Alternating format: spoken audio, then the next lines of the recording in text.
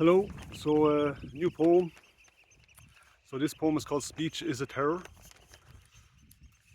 No questions are needed, no query, no quiz, no debate required in times such as this. You need to be silenced, it's for your own good.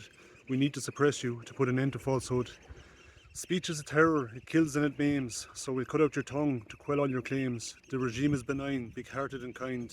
Now believe all our lies or be imprisoned and fined. Speech is a monster, it hurts and destroys. Objective principles are really just noise. Watch what you say, what you write, what you think. We'll give you the script, you just have to lip sync. Our crazy new laws will benefit us. The burden they bring you cannot discuss. Freedom of speech, a thing of the past. So choose your words wisely, they could be your last. Okay, so that's obviously about the incoming hate speech laws that look like they're going to be brought into Ireland pretty soon. And it's just another example of the continuing erosion of our freedoms. We saw it obviously during the lockdowns. It was an extreme kind of case where we had the freedom of association, freedom of movement, and all kinds of things were taken away. Even freedom to buy clothes, essentials like stuff like that, and get a haircut.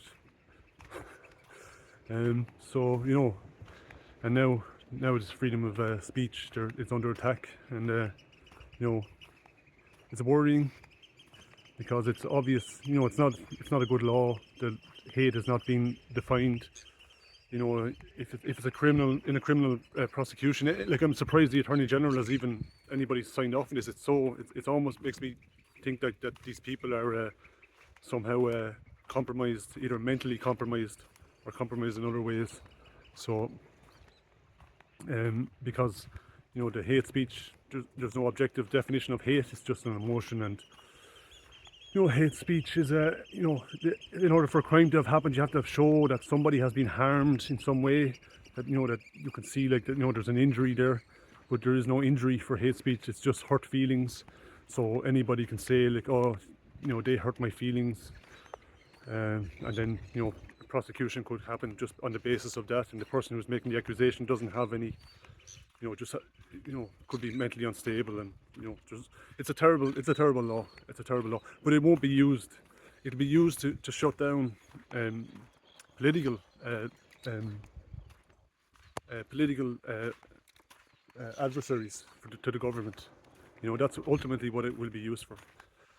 People who don't agree with the new normal, So yeah, so it's worrying, But the erosion of our freedoms. I think that's that's ultimately what the governments basically are. Our governments are at war with the Irish people. The governments all around the Western world are at war with their own people. We're in a war right now, and now I think that this war is going to escalate. I think there's a vicious attack coming. Now I don't know how this attack is going to manifest.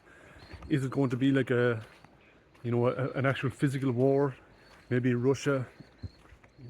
I heard that North Korea has sent 500,000 troops up to the Russian, into Russia for the war with Ukraine. So are Russia planning like a big attack into Ukraine or into Europe? And and then if that happens, we're in trouble because our idiot politicians have been attacking Russia. Russia is not our enemy. Like Ukraine's not our enemy. We have no skin in the game between Russia and Ukraine whatsoever. We're completely neutral. We're a small country. If we had any kind of common sense in our political establishment, we would be using our neutrality and the fact that we don't have any issues with either of these countries. We're friendly with both of them. And certainly there's no antagonism between us and Russia and us and Ukraine. Well, there wasn't until recently. There never was. But we could be suing for peace. We could be getting to sit down and ask for this, not suing for peace, but get down and ask them to sit down at a table, to be kind of an intermediary, and get them to talk to each other and see can we come to a peaceful conclusion. That's what we should be doing. Ireland should be doing that. Instead, do we have our politicians who are just telling Russia, that they're basically attacking Russia? Why? It makes no sense. Russia could easily invade Europe, and then we're a target. Why? Like these guys are. There's something wrong with them. There's something wrong with them. They have zero common sense. It's it's insane. But so that's one thing. This like the war is ongoing. Anybody who's awake knows the war is happening. It's already been waged against the people by the governments, you know. But I think it's going to escalate into a different kind of war. Obviously, you know. So it could be that. It might be something else. It could be just an orchestrated famine, food shortages that could happen. There's a financial collapse almost certainly happening. That film, The Big Short, if you've ever seen that, a really good film. And Christian Bale, I think the actor's name is, and he plays a guy in it who makes a bet against the banks in the 2008 financial crash. And basically, he bets that there's going to a financial crash coming.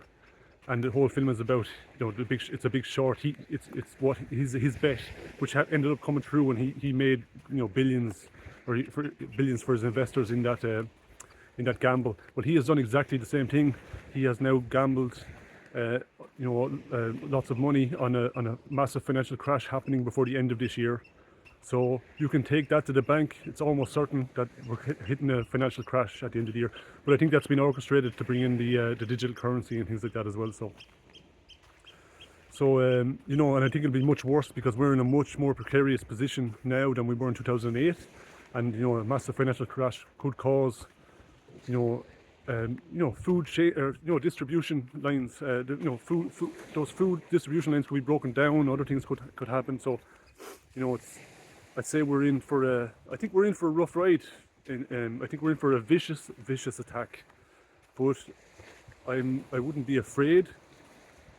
I just think it's an inevitable conclusion once we accepted the lockdowns, and nobody really fought back against it. With a few small voices crying in the wilderness, but most people, nobody in the media, no big characters in the media, no politicians, businessmen, anybody who had any kind of massive clout or social standing, very few of them, stood up against it. So that's I think what's coming next is just it's just the inevitable conclusion of the lockdowns. Once we accepted that, what's coming next is, it's going to be bad. I think it's going to be pretty bad. But not to be afraid. Probably more lockdowns. Maybe if it's a war, they'll justify it. Or natural disaster. Once we've accepted lockdowns in the past, they're just going to implement them again, and they'll be probably more draconian this time. But it'll be chaos again. I think what's coming is basically chaos. So I think a lot of people can sense it. Some people certainly can sense it. Something big is coming. It's right around the corner, and it's not going to be pleasant. But I think it has to happen. And I'm not. One thing that concerns me, and I never thought I'd say this, but I'm actually concerned.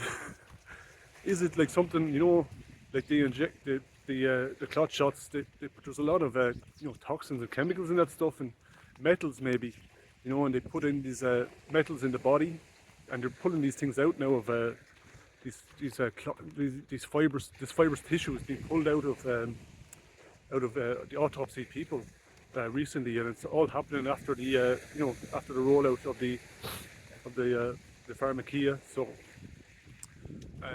is that going to reach some kind of crescendo or some kind of maturation where it causes a mass effect where a lot of people basically could die or become so tragically really badly injured. I don't know. Another thing that I'm thinking is it the 5G towers? Are they going to start emitting microwaves? And if you have metal in your body, which we all do, we've all got metals in our body, then it'll cause like putting tinfoil in a microwave. It'll cause problems for us. I don't know. I just know something big is coming. But I can't prepare for it because I don't know exactly what it is. But the way I prepare for these things is I just pray. I pray that and that the Holy Spirit will guide me, and you know, I just trust, and that's the only way to do it, really. You know, we're not. I don't think we're not supposed to know the future, not in detail anyway. You can kind of have a sense of things coming. That's natural, and there's, you know, but trusting is the big thing, you know.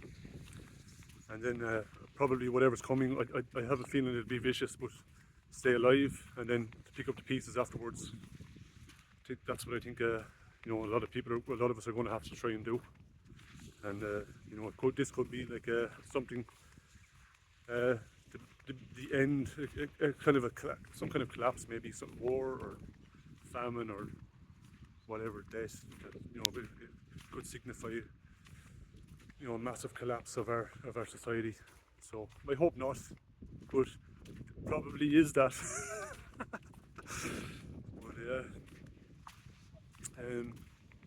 yeah, so I think I'll just leave it there. So God bless, and it's busy the last month, so I didn't make many videos, but I'll be making a good few more now this month. Have a bit more of a few ideas. So I'll see you soon. God bless. Take care.